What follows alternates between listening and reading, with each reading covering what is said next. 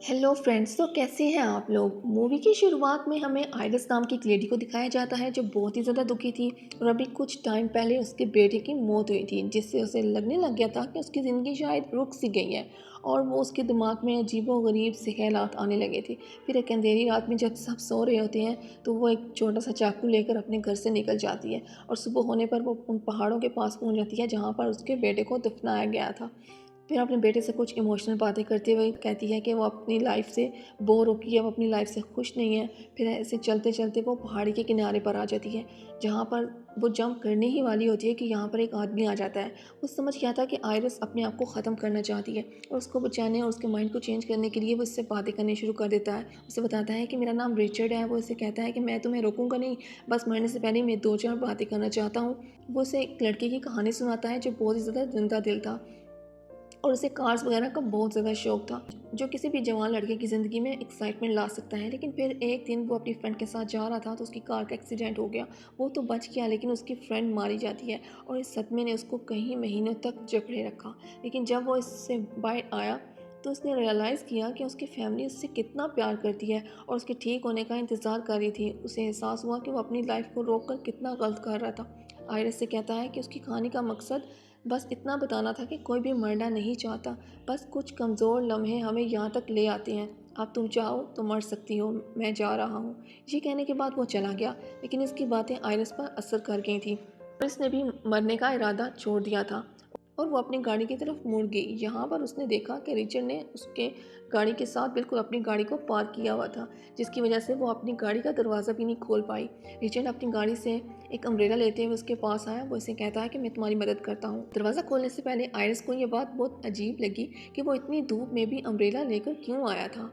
वो इस अम्ब्रेला से आयरिस के ऊपर हमला कर देता है, और पता चलता है कि ये एक इलेक्ट्रिक अम्ब्रेला थी, जिससे आयरिस को बुरी तरह शॉक लगता है और वो वहीं पर बेहोश होकर गिर गई। जो थोड़ा बहुत होश था उससे उसे इतना महसूस हो रहा था कि रिचर्ड उसके हाथ पांव बांध रहा है, जिसके बाद वो उसे उठाकर अपनी गाड़ी में फेंक देता है। होश आने पर आयरिस रिचर्ड से बात नहीं करती, बल्कि होशियारी दिखाते हुए अपनी स्मार्ट वॉच से अपने हस्बैंड को कॉल करने की कोशिश करती है, और ये चीज़ रिचर्ड को पता चल जाती है। वो इसे कहता है, जितनी भी कोशिश कर लो यहाँ कोई सिग्नल नहीं है और तुम किसी को भी मदद के लिए नहीं बुला पाओगी।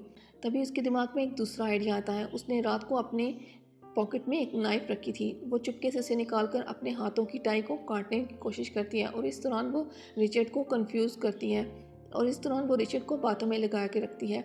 अपने हाथों को आज़ाद करवाते ही वो बिना वक्त ज़ाया किए रिचर्ड पर हमला कर देती है, और इस हमला करने से रिचर्ड की कार का बैलेंस ख़राब हो जाता है और वो एक दरख्त से जाकर टकरा जाती है। इस तरह उनका एक्सीडेंट हो जाता है, और इस एक्सीडेंट में उन दोनों को चोटें आई थी।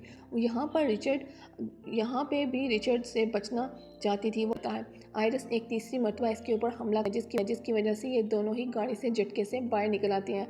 आयरिस ने रिचर्ड के ऊपर एक चाकू ताना हुआ था, तो रिचर्ड ने कहा, क्या तुम्हें मैं बेवकूफ़ लगता हूँ कि इतने आराम से तुम्हारे सामने खड़ा हूँ। असल में मैंने तुम्हें एक इंजेक्शन लगा दिया है, तो इसकी वजह से 20 मिनट के अंदर अंदर तुम्हारी पूरी बॉडी पैरालाइज हो जाएगी। चलना फिरना भागना तो क्या, तुम बोल भी नहीं पाओगी, और इतने टाइम में तुम जो कुछ करना चाह रही हो ना, कर सकती हो। रिचर्ड की बातों ने उसे सच में बहुत ज़्यादा डरा दिया था। वो जितना तेज़ी से हो सकता था इतना तेज़ी से जंगल की तरफ भागने लगी, लेकिन भागते भागते उसे अब फील होने लग गया था कि उसके हाथ पाँव काम करना बंद कर रहे हैं, और आहिस्ता आहिस्ता उसकी टांगें भी काम करना बंद कर देती हैं, और वो चलने से रेंगने लग जाती है। रिचर्ड भी उसे ढूंढता हुआ उसके करीब आ गया, और उससे बचने के लिए वो एक दरख्त की छाल के नीचे छिप गई, और इस दौरान उसके ऊपर चींटियां चढ़ने लगती हैं और वो डर से चीख मारती है। रिचर्ड को पता चल गया, और अपने आप को रिचर्ड से बचाने के लिए वो किसी तरह से घसीटते हुए एक नदी के अंदर खुद को बहा लेती है। रिचर्ड दूर से आवाज़ लगाता है कि ये तुम गलत कर रही हो, तुम तैर नहीं पाओगी, तुम डूब जाओगी, मर जाओगी। लेकिन इसकी बातों को अनसुना कर देती है। वो सच में तैर नहीं पा रही थी, लेकिन पानी के बहाव से वो झरने के दूसरे तरफ पहुंच गई, और यहाँ पर किनारे पर पहुंच के उसने देखा कि इसके पास सिर्फ 1 मिनट रह गया है पूरी बॉडी पैरालाइज होने में। अभी अपनी पूरी ताकत लगाते हुए वो किनारे तक आई। सामने उसे एक फार्म हाउस दिखाई देता लेता है। उसने अपनी पूरी कोशिश की उस फार्म हाउस तक पहुंचने की, लेकिन इससे पहले ही वो गिर गई। वो अब ना चल पा रही थी, ना हिल पा रही थी और ना ही बोल पा रही थी। जो कि इसके कंट्रोल में था वो सिर्फ आंख हिलाना।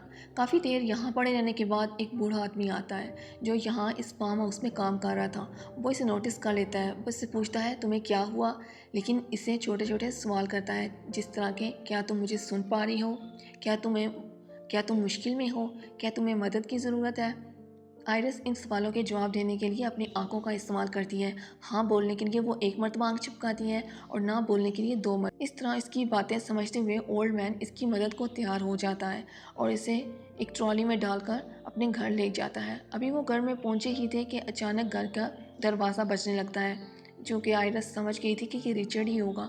वो बार बार अपनी आंखें चिपकाकर उस ओल्ड मैन को बताने की कोशिश कर रही थी कि मुझे इस आदमी से ख़तरा है। ओल्ड मैन भी कहीं ना कहीं समझ जाता है और वो इसे उठाकर सोफे के नीचे छुपा देता है। और जब ओल्ड मैन दरवाज़ा खोलता है तो सच में वो रिचर्ड ही था। अंदर आते ही वो एक नया ट्रॉमा करना शुरू कर देता है। वो रोने लग जाता है उस ओल्ड मैन के सामने और उससे बताता है कि मेरा बेटा मर गया है, जिसकी वजह से मेरी वाइफ सदमे में चली गई है और उसकी बॉडी पैरालाइज हो गई है और मैं उसे ढूंढ नहीं पा रहा कि वो कहाँ गई है।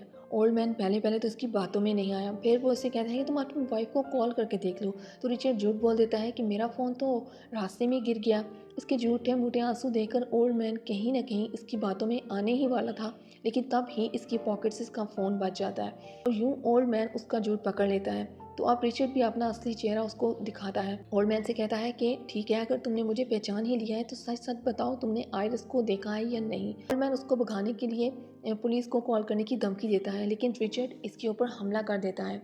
लेकिन वो ये नहीं जानता था कि ये ओल्ड मैन उससे कहीं ज़्यादा ताकतवर है। ओल्ड मैन ने उससे अच्छा मुकाबला किया और इसे खूब पीटा, यहाँ तक कि रिचर्ड की ताकत आधी रह गई। वो रिचर्ड को नीचे गिराते हुए पुलिस को कॉल करने ही वाला था, लेकिन तब ही रिचर्ड के हाथ एक चाकू लग गया, जिसे इसने ओल्ड मैन की टांग में स्टैब कर दिया और दर्द से कराते हुए जैसे ही ओल्ड मैन नीचे गिरा तो रिचर्ड ने इसके पाँव से वही चाकू निकाल कर उसके पेट में पूरी तरह स्टैब करके घुमा दिया और वो दर्द से कराते हुए वहीं पर मर गया। सोफे के पीछे से आयरिस अपनी आंखों से देखते हुए उसको बहुत बुरा लग रहा था कि ओल्ड मैन उसकी वजह से मारा गया था, क्योंकि अब रिचर्ड फंस चुका था, उसने एक मर्डर कर लिया था। तो उसने सारी चीज़ों को छुपाने के लिए केरोसिन ऑयल से भरी हुई एक कैन इस घर में डाल देता है और यहाँ उस घर को आग लगाकर चला जाता है।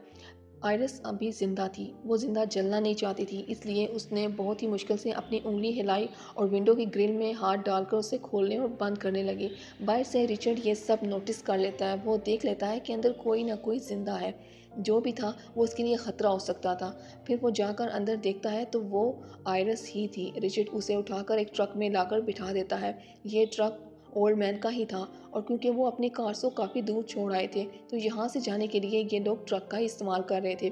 आयरिस खामोश थी, वो बोल नहीं सकती थी लेकिन वो सुन सकती थी। रिचर्ड को उसकी बेटी की कॉल आती है, उसे बताती है कि डैडी हम लोग घर आ रहे हैं, हम आपको बहुत मिस कर रहे हैं, मैं और मॉम आपके पास आने वाले हैं। तो वो उनसे कहता है कि मेरा काम अभी ख़त्म नहीं हुआ, तुम लोग अभी नहीं आ सकते। लेकिन उसकी बेटी बहुत ज़्यादा जिद कर रही थी। वो इसकी बात ना मानते हुए उसे बताते हैं कि हम घर आने वाले हैं। इसकी वजह से रिचर्ड बहुत ज़्यादा टेंशन में आ गया और उनका एक्सीडेंट होने ही वाला था कि उसने गाड़ी को संभाल लिया। और इसके बाद इसकी गाड़ी का फ्यूल ख़त्म हो जाता है। फ्यूल डलवाने के लिए वो एक फ्यूल स्टेशन के पास आता है और आयरिस को एक कैप पहना देता है ताकि सब लोग इसके एक्सप्रेशन ना देख पाएँ।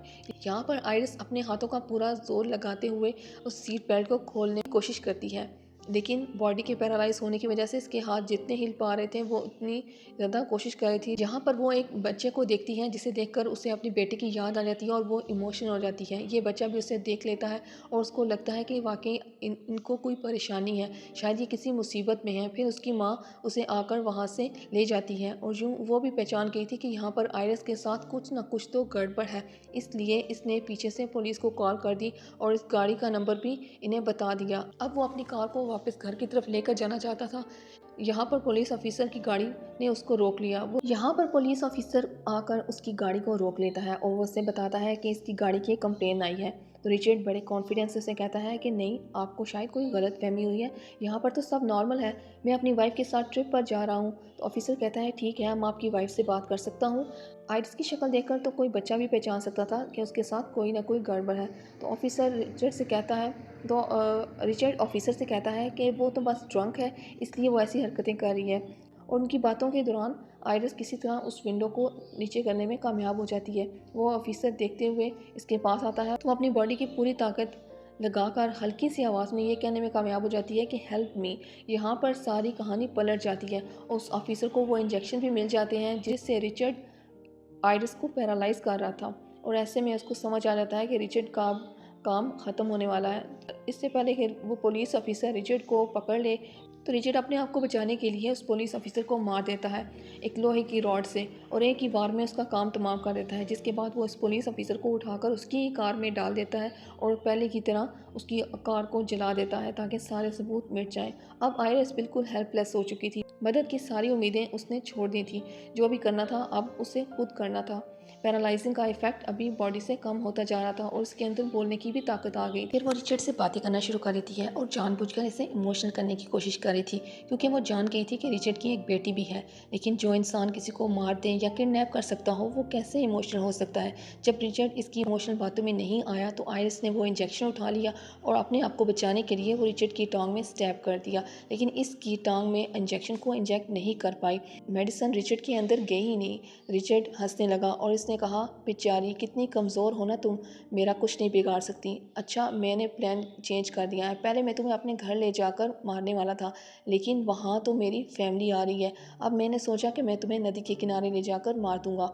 वो इसे बताता है कि पहले मैं तुम्हें बहुत ज़्यादा टॉर्चर करने वाला था, मुझे इसमें ऐसा करने में मज़ा आता, लेकिन अब मेरी फैमिली आ रही है तो मैं ऐसा नहीं कर सकता। वो इसे फिर नदी के किनारे पर ले जाता है और घसीटते हुए एक बोट में बिठा देता है। आधे जिस्म की ताकत से वो वहीं पर बैठी हुई थी, अपने आप को बचाने के लिए अभी कुछ ना कुछ वो सोच ही रही थी। तभी उसे रिचर्ड की बैग में एक चाकू नज़र आता है और उसके दिमाग में एक आइडिया आता है कि यहाँ पर रिचर्ड के सामने रोने का ड्रामा करती है कि रिचर्ड से कहती है कि मेरी बैक पॉकेट में मेरे बेटे की फ़ोटो है, उसे आखिरी मर्तबा देखना चाहती हूँ मरने से पहले, तो क्या तुम मेरी पॉकेट से वो पिक्चर निकाल दोगे। रिचर्ड हंसा, लेकिन वो इसकी बात मानने को तैयार हो गया और उसके करीब आया और जैसे ही वो नीचे झुका तो आइरिस ने बिना वक्त ज़ाया किए उसके पीछे से वो चाकू बाहर निकाल कर उसकी गर्दन नीचे की तरफ से मुंह के ऊपर स्टैब कर दिया और दर्द से वो पागल होने लगा। आइरिस को मारने के लिए उसने अपनी गन निकाली, लेकिन आइरिस ने गन उससे छीन कर उसी को शूट कर दिया, जिसकी वजह से वो पानी के अंदर गिर गया। आइरिस खुश थी कि उसने अपने दुश्मन को मार दिया और एक किलर को मार दिया उसने, उसकी जान बच गई थी। लेकिन शायद मुसीबत अभी टली नहीं थी, क्योंकि उसने देखा कि जिस बोट में वो उस टाइम थी उस बोट में गोली लगने की वजह से सुराख हो चुका था और पानी से वो बोट भर चुकी थी, जिसकी वजह से आइरिस डूबने लग गई थी। वो ना तो हिल सकती थी और कुछ कर नहीं सकती थी, क्योंकि आधी बॉडी उसकी पैरालाइज थी। लेकिन अच्छी बात ये हुई कि बॉडी के पैरालाइज होने की वजह से वो किसी लाश की तरह पानी के ऊपर तैर रही थी और कुछ ही देर में जब उसकी बॉडी नॉर्मल हुई तो वो तैरते हुए किनारे तक पहुंच गई और वो हंसने लगी। उसे यकीन नहीं आ रहा था कि उसने अपने आप को एक साइकोपैथ किलर से बचा लिया था। वो खुश थी, यहाँ से जाने ही वाली थी कि उसने देखा कि रिचर्ड भी दूसरे किनारे से बचकर बाहर निकल आया। उसे देखने के लिए वो उसके पास जाती है। वो अभी भी जिंदा था लेकिन ज़ख्मी था, अपनी आखिरी सांसें ले रहा था। वो चाहती तो पुलिस को बता सकती थी, लेकिन उसने अपना बदला लेना था, इसलिए वो उसे वहीं पर तड़पता हुआ छोड़कर चली आती है। और इसी के साथ ये मूवी एंड हो जाती है। मूवी आपको कैसी लगी कमेंट करके ज़रूर बताइए। चैनल पर नए हैं तो चैनल को सब्सक्राइब कीजिए। Thanks for watching.